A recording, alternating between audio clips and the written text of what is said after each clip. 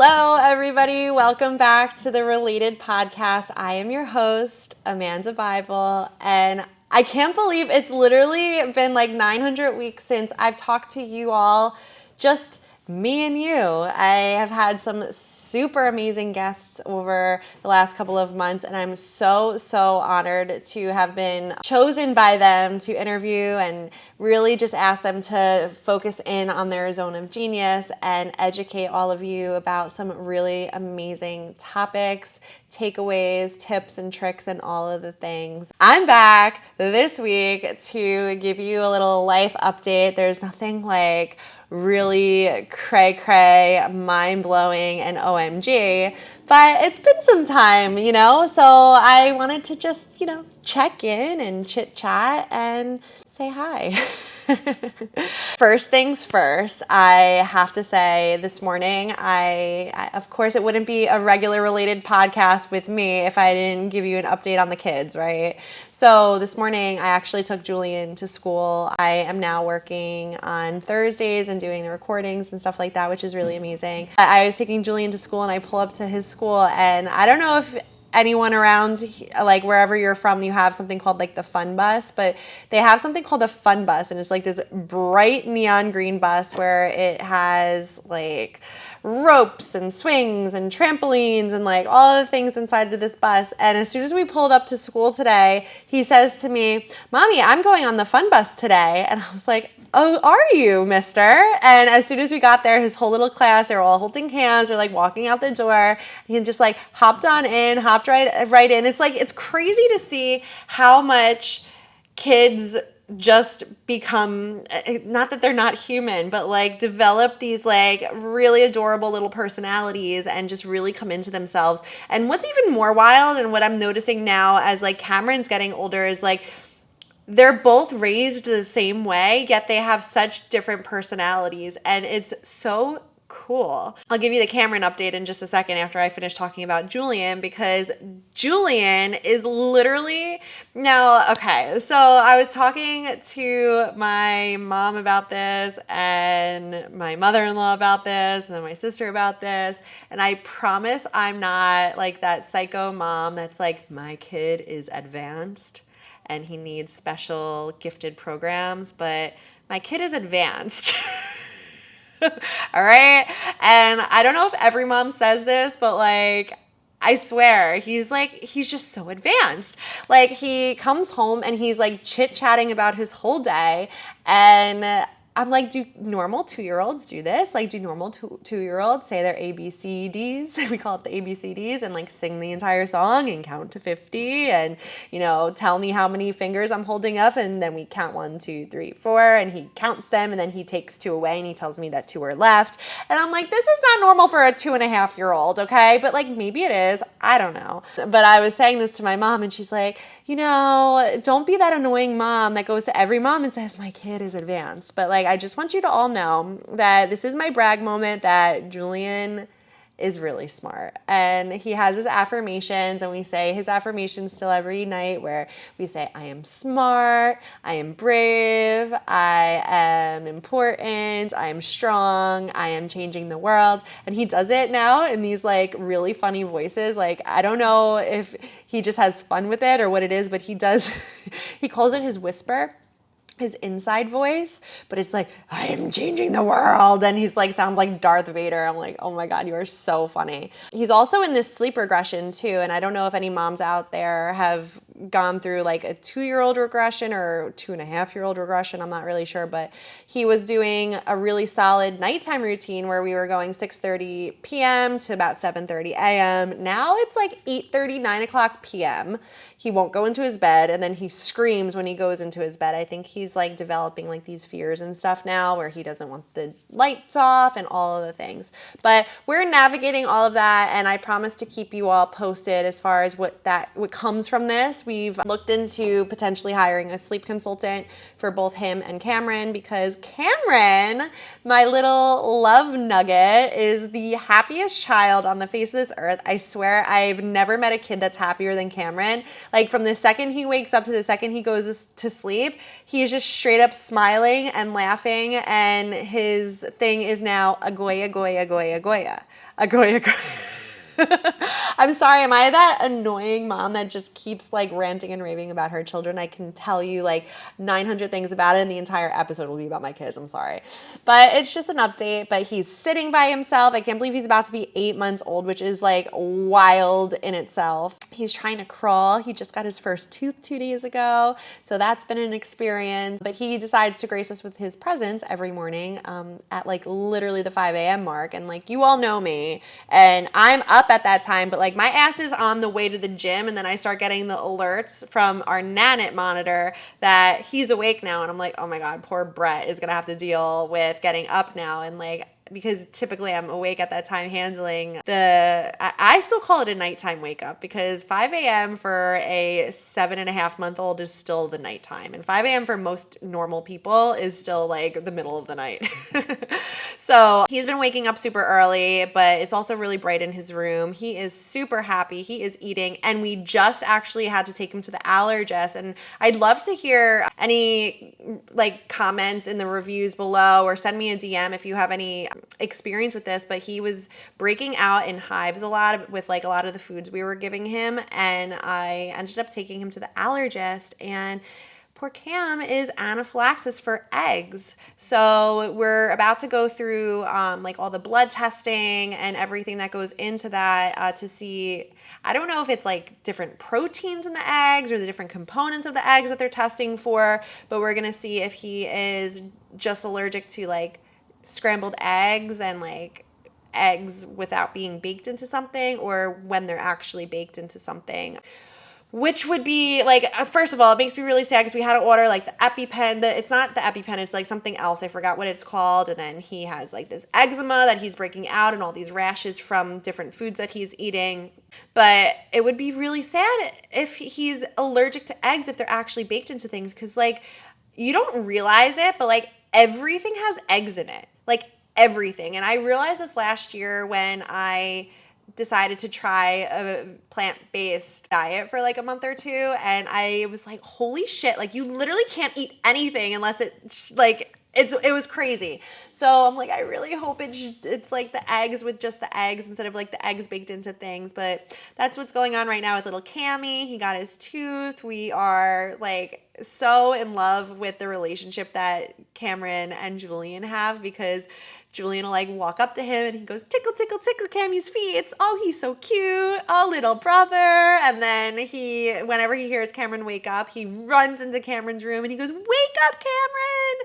Wakey up, baby Cammy. And it's like the cutest thing ever. I don't know, it just warms my heart so much. And of course, the update with Brett, he is still the love of my life, and he will always be the love of my life. We're actually going on a much needed date night tomorrow night. We do usually like once a month, but it's been probably a little over a month now, and we like to go to the arcade and do fun kid things, and we're gonna have a fun little date night. And that's the update of the fam jam, the fam bam. So that's cool. I am just celebrating like a lot of just like happiness and joy and things in my life that I'm just really, really, really grateful for. And I know a couple of months ago we talked about like just getting present in the gratitude and getting present in the moment. And I think what happens is so many times we're so focused on whatever those like external goals are, that all the things that are super important to us and like all the areas of life kind of fall to the wayside. And then it's like, well, then when I achieve this goal, like what was it all for anyway, right? Which I think when I'm so stuck in the masculine with having like these big goals in mind where it's like go, go, go, I lose sight of the importance of like the everyday things. And I actually just enrolled in in a mastermind where I'm really excited about. It's been amazing with Natalie Ellis from Boss Babe. So shout out to you. It's been a really, really cool thing where we had a call a couple weeks ago, and one of the first things she had us do is list out the different areas of life and like the importance. And it's interesting because I did this a couple of years ago with a different mentor, and it didn't hit home the way it hit home for me the other week. And basically, like, you split up your life into different areas of life. So we did relationships, parenting, business, home environment, personal development, personal growth, and I think there was like one other, health, I think it was. And you label them in order of importance. So you rate them from like 0 to 10 in order of importance. And I rated them in all from 0 to 10, and then the next column after that was rating them in how present we are in that area of life currently. And while relationship for me like rated, like, it was a 10 out of 10 obviously, but the presence in it was like a 4 or a 5. And I think I've talked about this before on the podcast where like I literally see myself coming from a mile away. Like if I'm burnt out and like Brett's coming to me and he wants to give me a hug and a kiss, I'm just like, oh babe, not right now, not right now. And like I don't like that. I don't want to be that way. That's not how I envision my life in a loving relationship. And I think just simply creating the awareness that something had to shift actually created this like massive up level. Like even though it was just a couple of weeks ago, like over the last couple of weeks, like we just have been so much more present together, and it feels so good. Now, the topic of the week for me has been like awareness then creates change, right?